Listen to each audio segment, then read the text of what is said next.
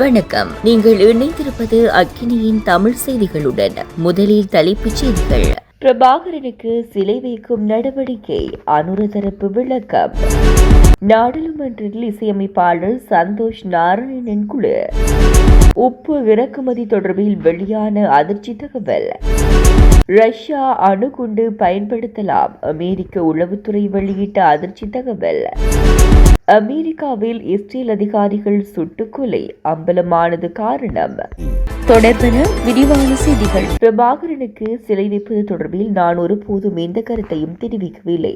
நாட்டில் நல்லுறவு கட்டியெழுப்புவதற்கு நாம் மேற்கொள்ளும் நடவடிக்கைகளை தடுப்பதற்கு எதிர்க்கட்சியினர் மேற்கொள்ளும் பொய் பிரச்சாரமே இவை என அமைச்சர் ராமலிங்கம் சந்திரசேகர் தெரிவித்துள்ளார். நாடாளுமன்றத்தில் நேற்றைய தினம் ஒழுங்கு பிரச்சினை ஒன்றை எழுப்பி உரையாற்றும் போதே அவர் மேற்கண்டவாறு குறிப்பிட்டுள்ளார். மேலும் கருத்து தெரிவித்த அமைச்சர், நான் சபையில் இல்லாத சந்தர்ப்பத்தில் ஹர்ஷன ராஜகருணா எம்பி தவறான கூற்றொன்றை நான் கூறியதாக சபையில் தெரிவித்துள்ளார்.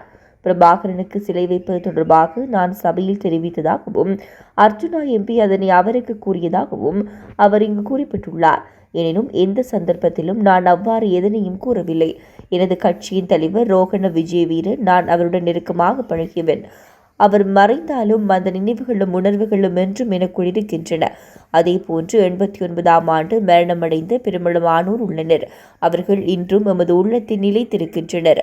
அவ்வாறு எங்கள் அனைவருக்கும் தலைமைத்துவம் வழங்கிய எமது தலைவர் ரோகண விஜயவீரவுக்கு சிலை வைக்க வேண்டும் என்று கூட நான் இதுவரை எங்கும் கூறியதில்லை.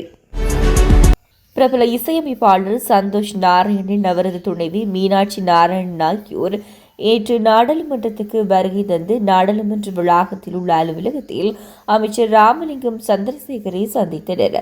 அமைச்சர்களான கர்ஷன நாணயக்கார, சரோஜா போல்ராஜ், நாடாளுமன்ற உறுப்பினர்களான இளங்குமரன் மற்றும் ரஜீவன் ஆகியோரும் சந்திப்பில் பங்கேற்றிருந்தனர். இதன்போது இலங்கையின் கலைத்துறைக்கு இந்திய தரப்பின் பங்களிப்பு மற்றும் முதலீடுகள் பற்றி கலந்துரையாடப்பட்டுள்ளது.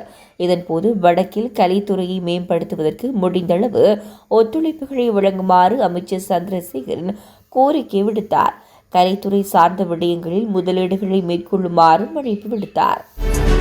தற்போது நிலவும் பாதகமான வானிலை காரணமாக இறக்குமதி செய்யப்பட்ட உப்பு இலங்கைக்கு வருவது இன்னும் சில நாட்கள் தாமதமாகலாம் என்று தேசிய உப்பு நிறுவனம் தெரிவித்துள்ளது.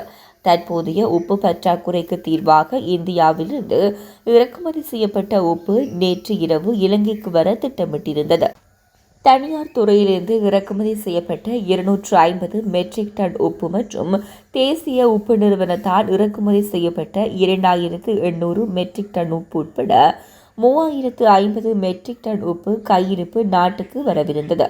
இருப்பினும் பாதகமான வானிலை காரணமாக உப்பு இறக்குமதி சில நாட்களுக்கு தாமதமாகலாம் என்று தேசிய உப்பு நிறுவனம் தெரிவித்துள்ளது. அதன் பிறகு உப்பு இறக்குமதி தொடர்ந்து நடைபெறும் என்று கூறிய அந்நிறுவனம் சந்தையில் உப்பு பற்றாக்குறையை இது குறைக்கும் என்றும் வலியுறுத்தியுள்ளது. அவசர சூழ்நிலையில் ரஷ்யா அணுகுண்டு பயன்படுத்தலாம் என அமெரிக்க உளவுத்துறை தெரிவித்துள்ளது. உக்ரைனுடன் நடக்கும் போர் மேலும் தீவிரமாகி வரும் நிலையில் அமெரிக்க பாதுகாப்பு உளவுத்துறை வெளியிட்டுள்ள புதிய உளவுத்துறை மதிப்பீட்டில் ரஷ்யா அணுகுண்டுகளை பயன்படுத்தும் வாய்ப்பு குறித்த அதிர்ச்சிகரமான தகவல் வெளிவந்துள்ளது.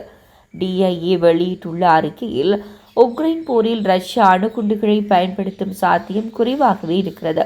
ஆனால் ரஷ்யா தலைமையகம் அவர்களின் ஆட்சி அபாயத்தில் உள்ளது என நம்பினால் அது அணு ஆயுதங்களை பயன்படுத்த வாய்ப்பு உள்ளது என தெரிவித்துள்ளது. 2025 ஏப்ரலில் ரஷ்ய ஜனாதிபதி விளாடிமிர் புடின் அறிவித்த புதிய அணு கொள்கை மிக முக்கியமான திருப்பு முனையாக பார்க்கப்படுகிறது.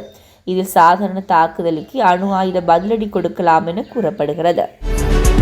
வாஷிங்டன் டிசியில் உள்ள இஸ்ரேல் தூதரகத்தில் 2 ஊழியர்கள் கொல்லப்பட்டதற்கு யூத எதிர்ப்பு மற்றும் இஸ்ரேல் எதிர்ப்பு தூண்டுதல் சூழலே காரணம் என்ற இஸ்ரேலின் வெளியுறவு அமைச்சர் கிடியோன் சார் குற்றம் சாட்டியுள்ளார்.